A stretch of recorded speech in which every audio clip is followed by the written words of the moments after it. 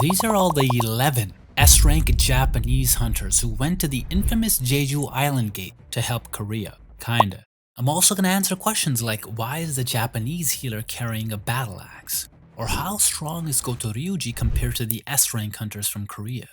Starting off our list at number 11 we have Kei, the coolest guy in the Drawsword Guild, literally. But despite his talent, Kei unfortunately sits at the bottom of the rankings.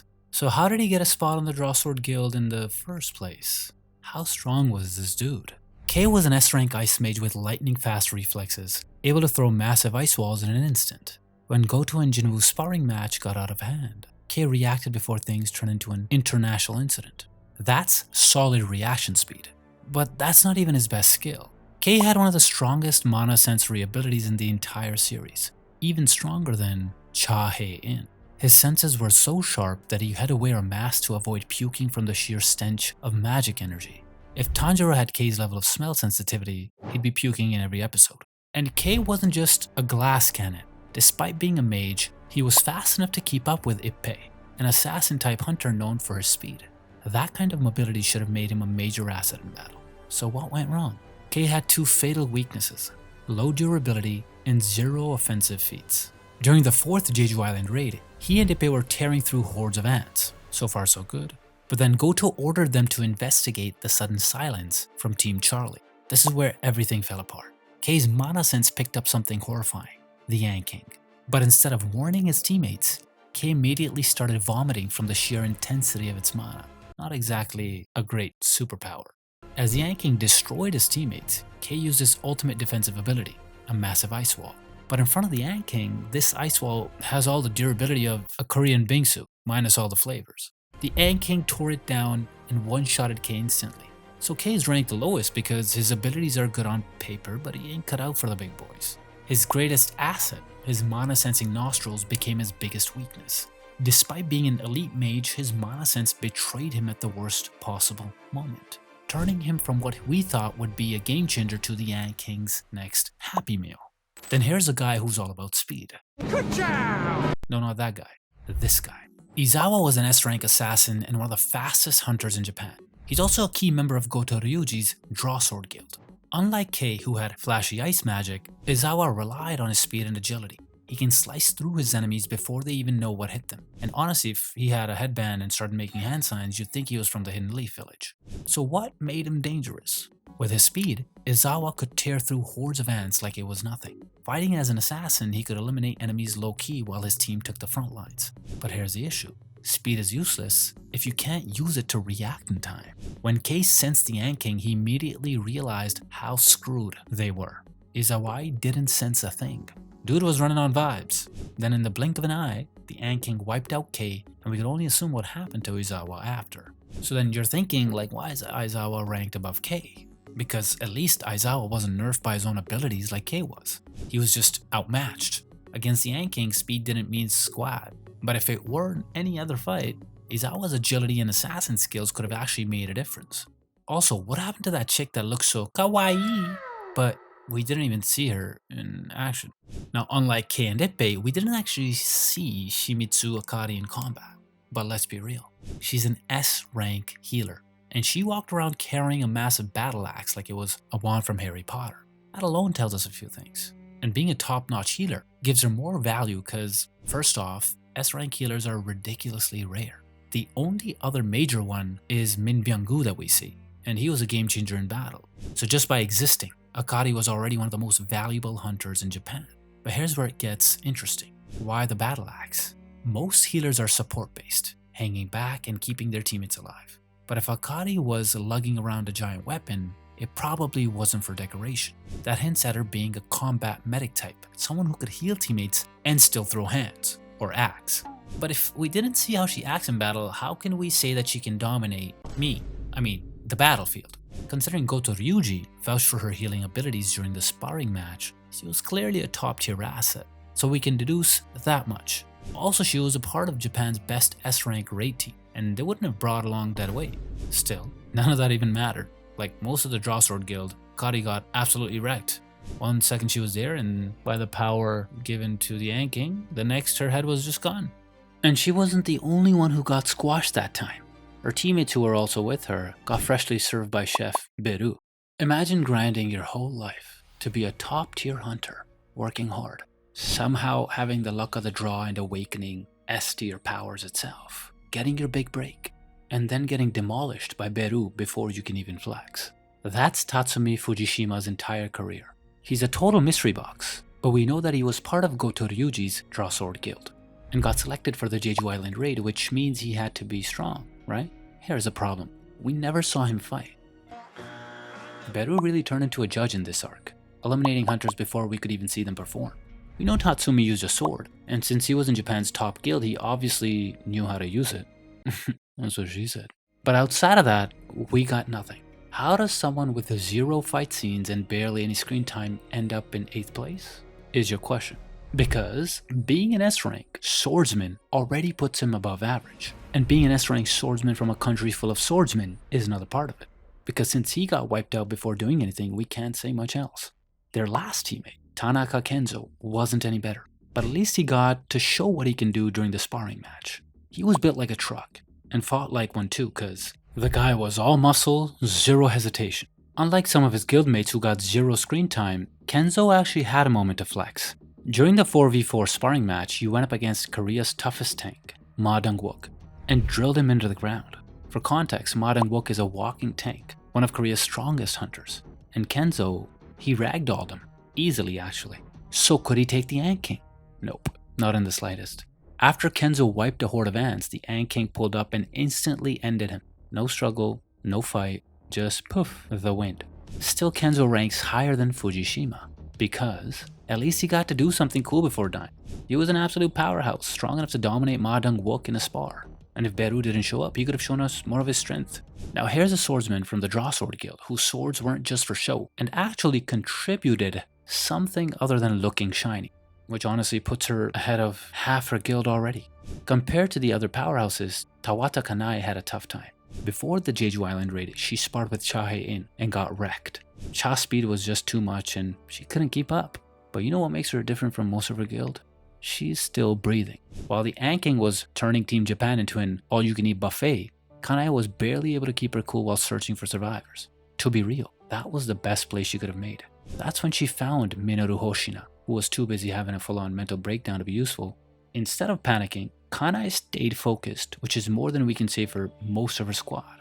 After all that, I lost all hope that this girl would have ever been useful, not until we saw her during the Japan crisis. Fast forward to the Tokyo crisis, Kanay actually took the fight to the enemy. She and Hoshino helped fight the giants. And keep in mind, these weren't just oversized dudes with anger issues. These monsters were smashing Tokyo like it was made of Legos. The fact that she survived that and actually took down some giants makes her one of the few hunters on this list who got some real wins under her belt. She made it through 2 national disasters, fought against monsters way above her pay grade, and still walked away in one piece.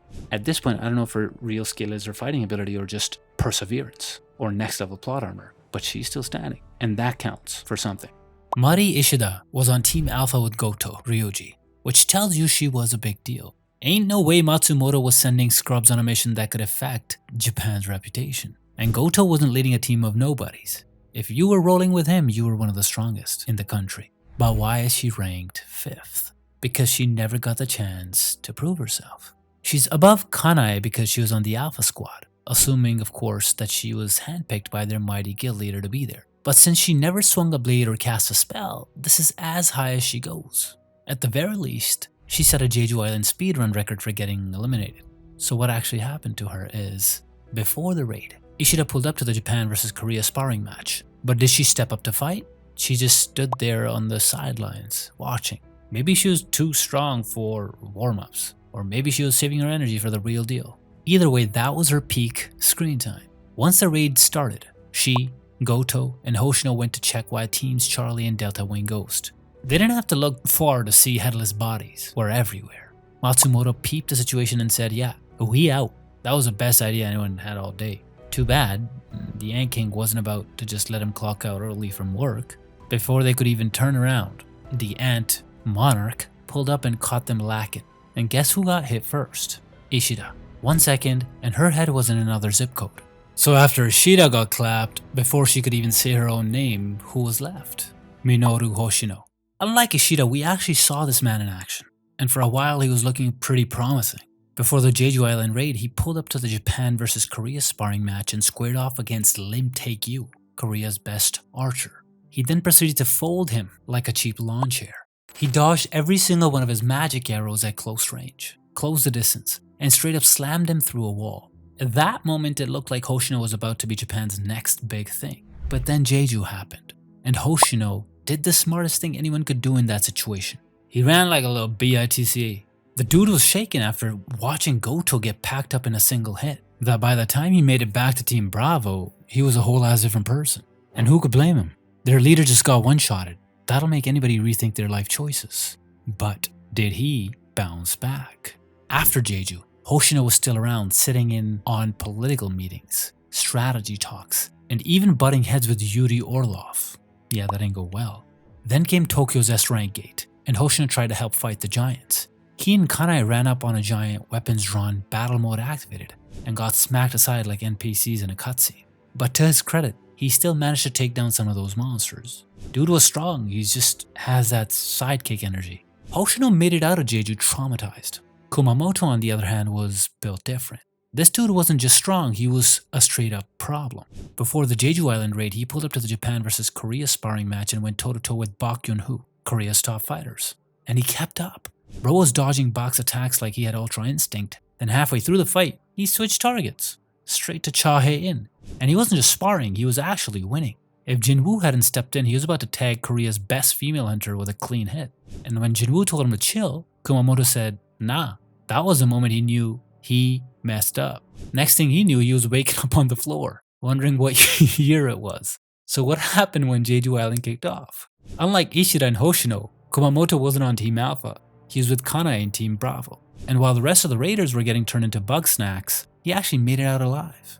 You won't see much of what he did, but let's be real, if you survived Jeju, you weren't standing around doing nothing.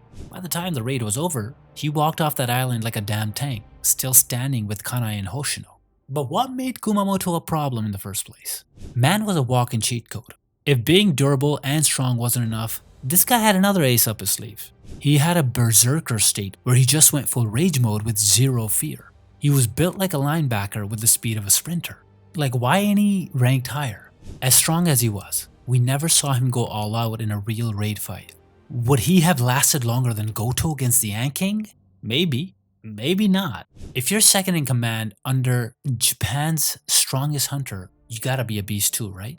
Reiji Sugimoto, guildmaster and former vice guildmaster of Drawsword, who was also Goto's right-hand man.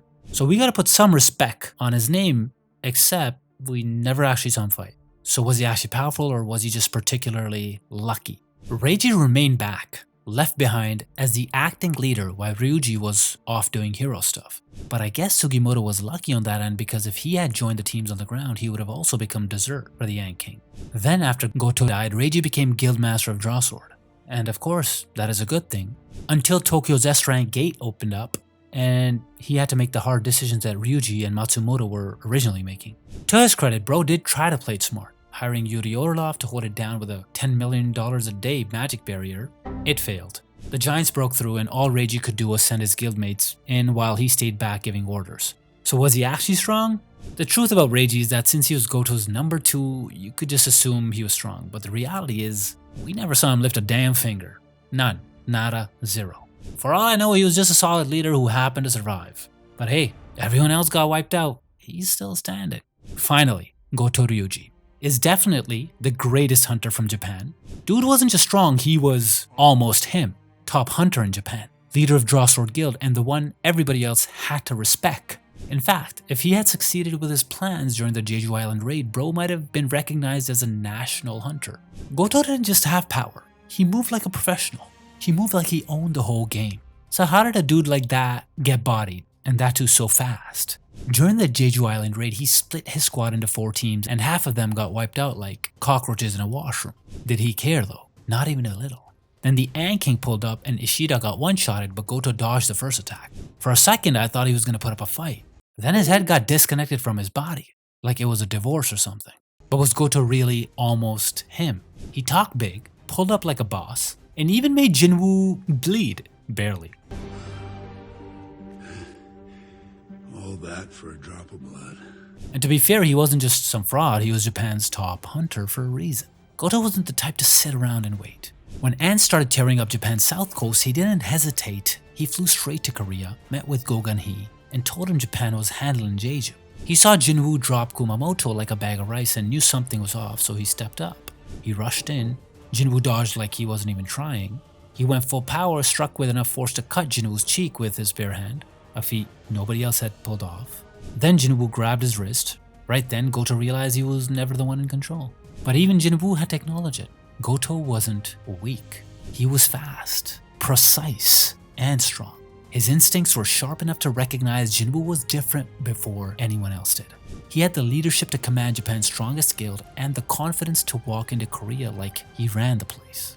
And when the Ant King showed up, he was the only one who blocked the first attack. Speaking of the Ant King, just how bad did things get on Jeju Island?